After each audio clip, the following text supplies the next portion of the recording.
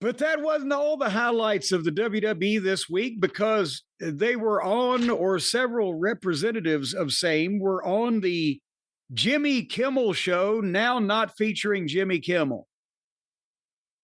Because apparently Jimmy Kimmel got wind of what they were trying to do, took the night off, and the guest host was Jelly Roll. Jelly Roll.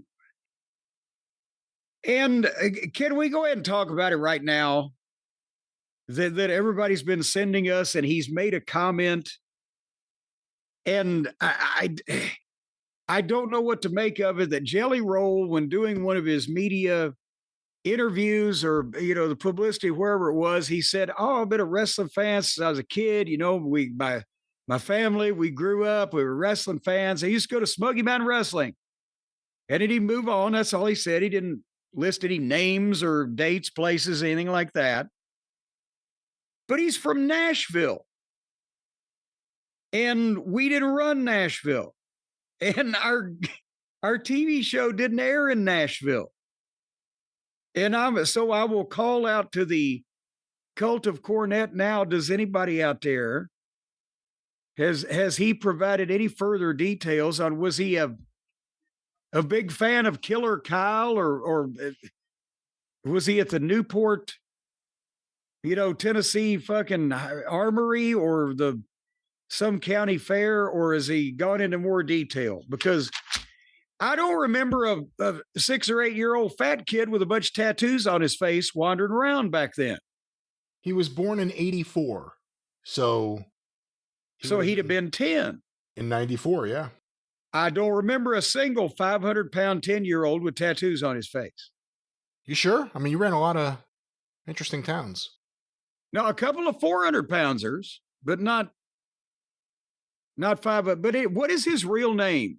His real name is Jason Bradley DeFord.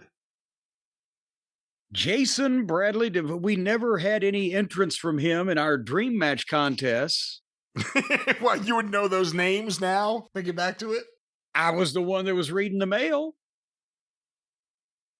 Didn't ring a bell. Anyway, Jelly Roll hosted Jimmy Kimmel, who wasn't even there. It was Jelly. It wasn't me. I wasn't even there.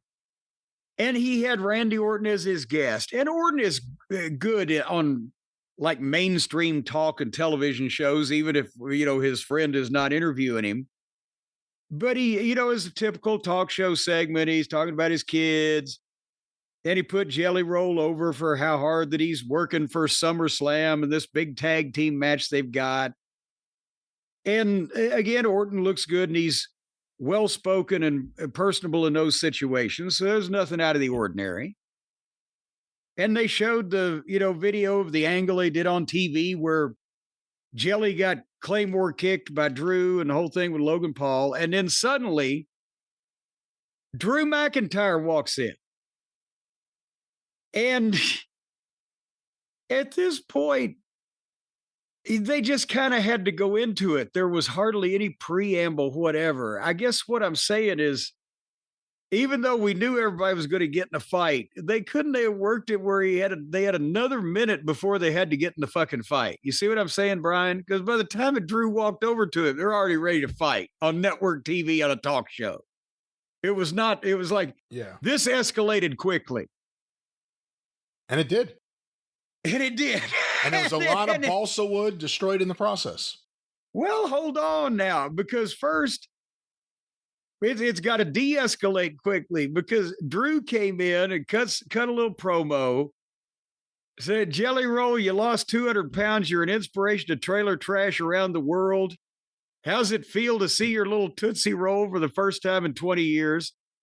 And then Orton just stands up. Hey, don't do that. And he shoves him back. And they get in a fight, and they fight through the back doors where they just hit the double doors and they open, and they fight through the doors and they close, and they have fought off. And you don't hear anything else, and you don't see anything else. And neither one of them ever comes back, nor is there anyone rushing after them. It's like, okay, they're gone.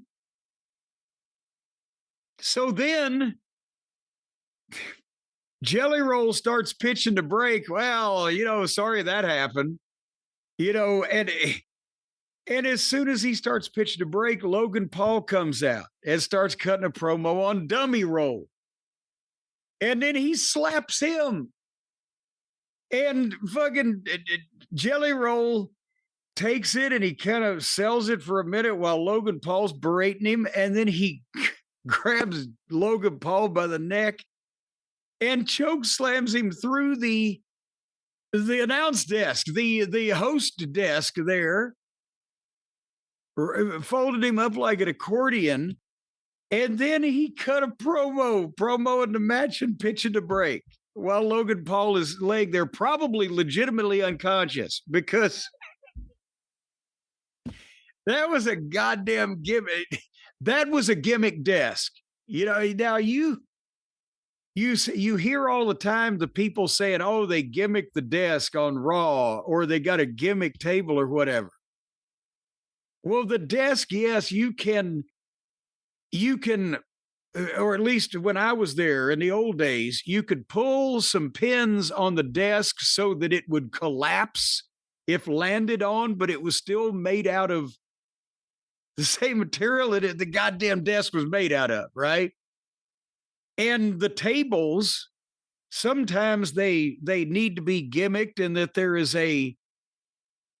some of them have a kind of metal band around that'll slice your goddamn head off just if in the wrong way. So sometimes you have to take something like that off or whatever, but they're tables that also serve the function of tables.